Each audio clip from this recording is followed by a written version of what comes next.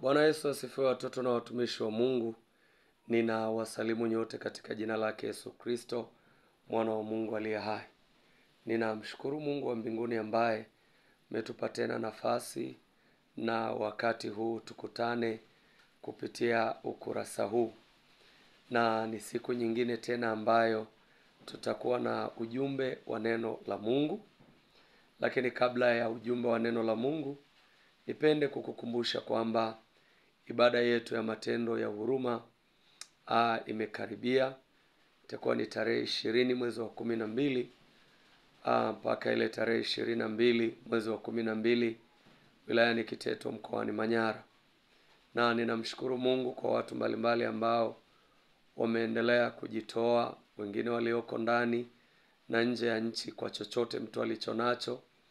Kwa sababu ibada hii ya matendo ya huruma tumekusudia kutembelea kituo cha watoto yatima kule Kiteto, lakini kuwatembelea ndugu zetu walioko magereza, na huku kote tutapeleka vyakula na vinywaji na kwa watoto yatima kimpendeza Mungu tunalenga angalau kuwata na uniform kwa habari ya mwaka unaofuata wa 2026 kwa habari ya shule.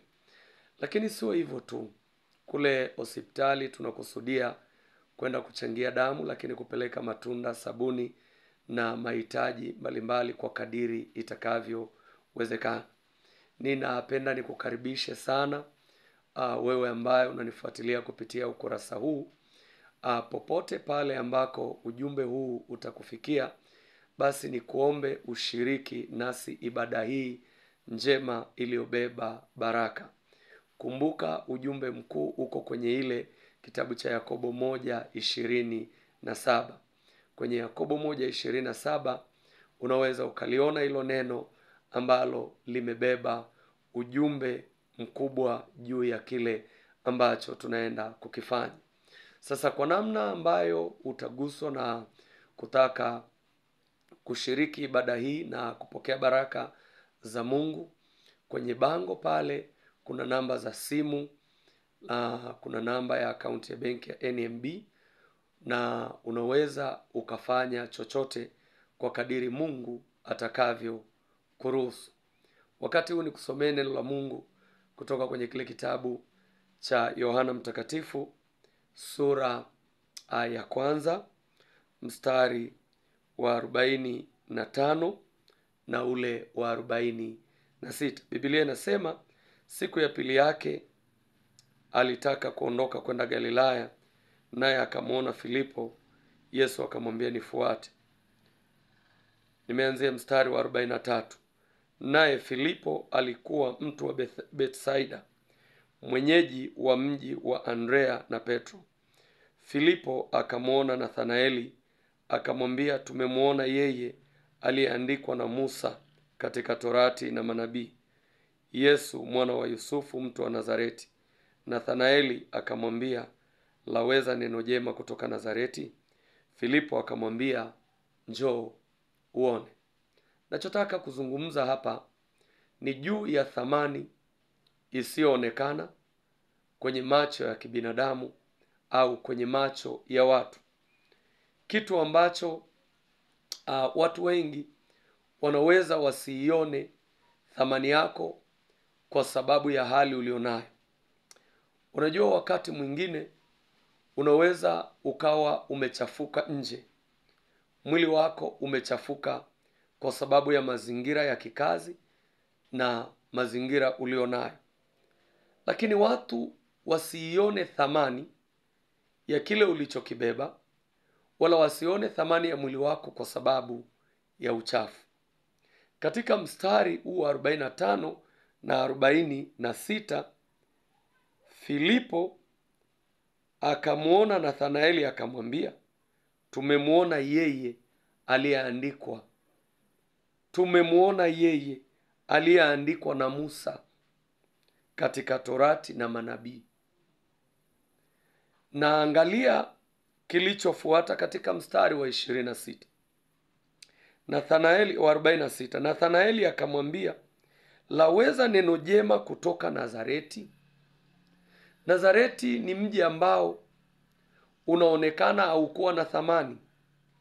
ya kwamba ni mji usioweza kuzalisha, ni mji usioweza kuwa na viongozi au watu wa maana.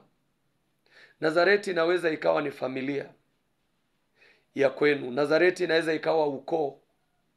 Nazareti unaweza ukawa ni wewe, ambaye watu wa ukoo huu wanaweza wakafanya kitu cha maana. Watu wa familia hii wanaweza wakasoma. Watu wa namna hii wanaotoka kwenye dhehebu hili wanaweza wakaokoka. Kwa hiyo Nazareti au kuonekana kama mji wenye maana au wenye thamani. Badala yake akauliza, neno jema linaweza likatoka Nazareti? Inawezekana wewe unatoka mahali ambako hapana heshima, lakini Mungu amekukusudia wewe kufanya eneo hilo kuwa na heshima, kuifanya familia hiyo kuwa na heshima, kufanya kanisa hilo kuwa na heshima, kufanya nchi hiyo kuwa na heshima, kuwafanya watu wa eneo hilo wawe na heshima. Asafikiri wanamzungumza Yesu, mwana wa Mungu aliye hai, ambaye amekuja kwa ajili ya kuukomboa ulimwengu. Wakakataa kabisa. Nazareti yanaweza yakawa mazingira ya kazini. Nazareti yanaweza yakawa mazingira ya kihuduma yaliyoshushwa thamani. Kwa hiyo unaweza ukashushwa thamani kwa mtizamo wa nje, lakini ndani Mungu anajua ameweka nini ndani yako. Na wakati mwingine Musa alikataa, akasema mimi sijui kuongea. Na kwa sababu hiyo Mungu akamwambia nitakupa mtu atakayezungumza kwa niaba yako.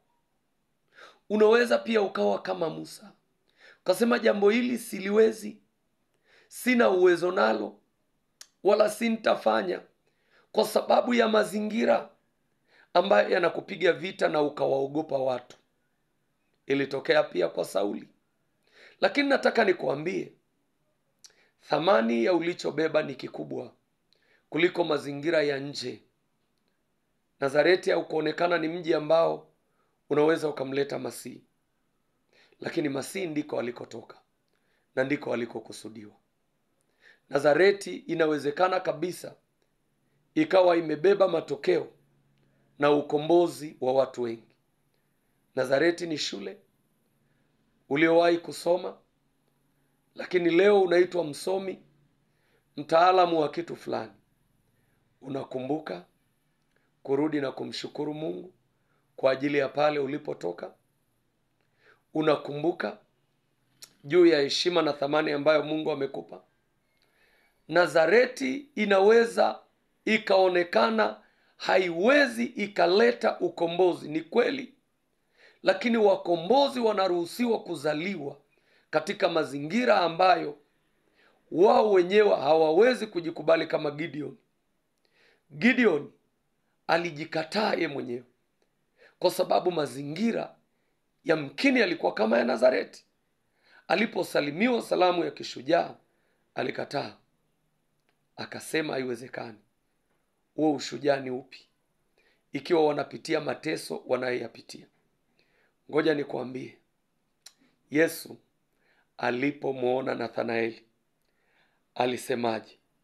Basi Yesu akamuona Nathanaeli anakuja kwake, akanena habari zake, tazama, Mwisraeli kweli kweli, hamna hila ndani yake. Mungu amekupa kitu cha kufanya na wewe una hila. Ile wako watu wenye hila ambao wamesimama kuhakikisha ya kwamba watakupinga.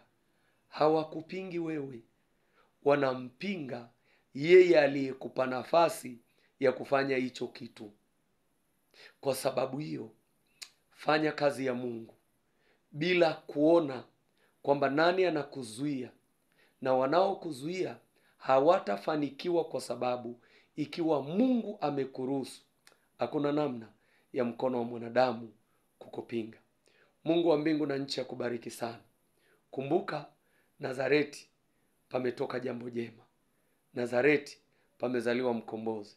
Nazareti wameletwa watu wa kufanya mabadiliko, na inawezekana wewe ni miongoni mwa watu wanaotoka Nazareti. Kwa sababu ya utukufu wa Mungu, tumika kwa kadiri ya Mungu alivyokukusudia. Na Mungu wa mbingu na nchi akubariki. Amen.